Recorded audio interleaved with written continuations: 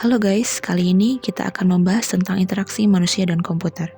Video ini merupakan tugas pelengkap untuk mata kuliah interaksi manusia dan komputer.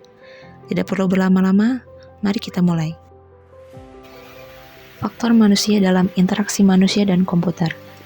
Interaksi manusia dan komputer itu sendiri adalah serangkaian proses, dialog, dan kegiatan yang dilakukan oleh manusia untuk berinteraksi dengan komputer yang keduanya itu saling memberikan masukan dan umpan balik melalui sebuah antarmuka untuk memperoleh hasil akhir yang diharapkan. Interaksi manusia dan komputer ini meliputi ergonomi dan faktor manusia.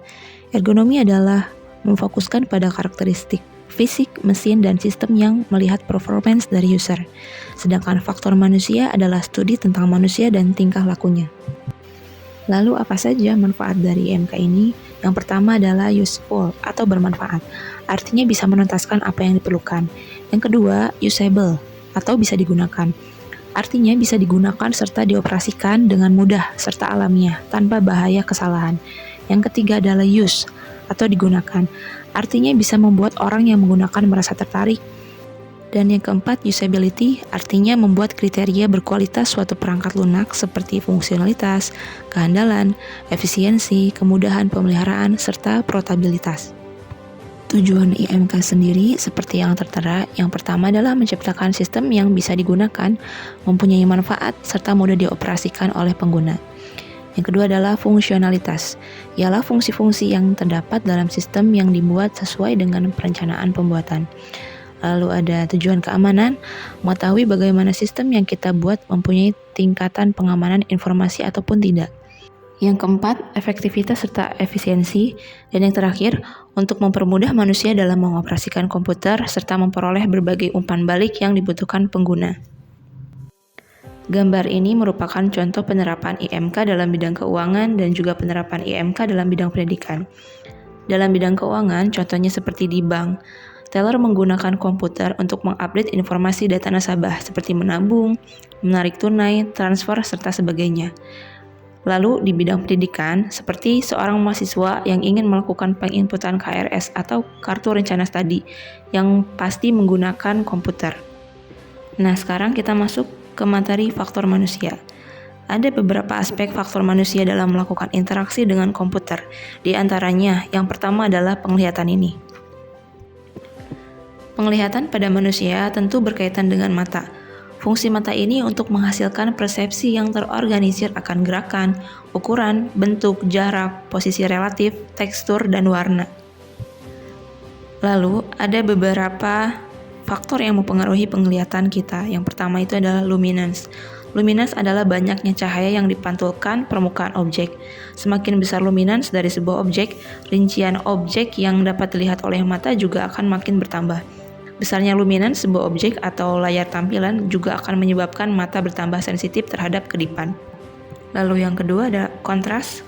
Kontras ini hubungan antara cahaya yang dikeluarkan oleh suatu objek dan cahaya dari latar belakang objek tersebut. Lalu ada kecerahan, yakni tanggapan subjektif terhadap cahaya. Tidak ada kaitannya antara luminance dan kontras terhadap cahaya, namun luminance dapat berimplikasi pada kecerahan. Selanjutnya ada sudut dan ketajaman. Sudut penglihatan atau visual angle didefinisikan sebagai sudut yang berhadapan oleh objek pada mata. Lalu ada medan penglihatan, yakni sudut yang dibentuk ketika mata bergerak ke kiri terjauh dan ke kanan terjauh.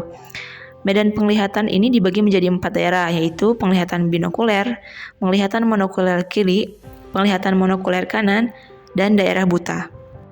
Dan yang terakhir ada warna. Warna ini terbentuk dari hue atau corak, intensity atau intensitas, dan saturation atau kejenuhan. Nah, terkait warna ini ada beberapa aspek yang perlu diperhatikan dalam menggunakan warna ini. Pertama ini adalah aspek psikologis. Contohnya, hindarkan warna merah dan hijau dalam skala besar pada tempat yang berseberangan.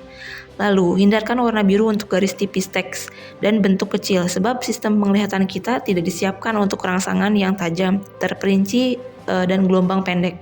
Lalu yang kedua, ada aspek persepsi. Contohnya, secara umum latar belakang dengan warna gelap akan memberikan kenampakan yang lebih baik atau informasinya lebih jelas dibanding warna yang lebih cerah. Dan yang terakhir adalah aspek kognitif. Contohnya, jangan menggunakan warna secara berlebihan. Lalu kelompokkanlah warna elemen-elemen yang saling berkaitan dengan warna latar belakang yang sama. Faktor manusia berikutnya adalah pendengaran. Pendengaran berkaitan dengan suara dan telinga kita. Maksud dari suara yaitu suara yang dihasilkan oleh komputer. Dengan pendengaran, informasi yang dapat diterima oleh mata akan lebih lengkap dan akurat. Alat fisik mendengar pada manusia adalah telinga yang terdiri dari pertama ada telinga bagian luar, telinga bagian tengah, dan telinga bagian dalam. Lalu faktor manusia selanjutnya adalah sentuhan. Sentuhan ini berkaitan dengan kulit manusia yang berfungsi untuk mengenali lingkungan manusia melalui rabaan. Sentuhan merupakan stimulus yang diterima melalui kulit, seperti mechanoreceptors yang merasakan panas dan dingin, thermoreceptors merasakan sakit, dan nosioreceptors yaitu merasakan tekanan, baik terus-menerus maupun spontan. Lalu, materi selanjutnya adalah memori pada manusia, yang memiliki ciri pertama adalah sensory stores, seperti dapat dipandang sebagai sekumpulan register penyangga temporer, lalu informasi yang masuk akan dinyatakan dalam bentuk tak terproses atau tak terkodekan, dan informasi disimpan dalam bentuk fisik dan bukan dalam bentuk simbolik. Yang kedua ada short term memory, yakni dapat dipandang sebagai penyimpanan temporer. Informasi yang masuk akan dinyatakan dalam bentuk terkodekan, bukan dalam bentuk fisik, sering disebut sebagai working memory.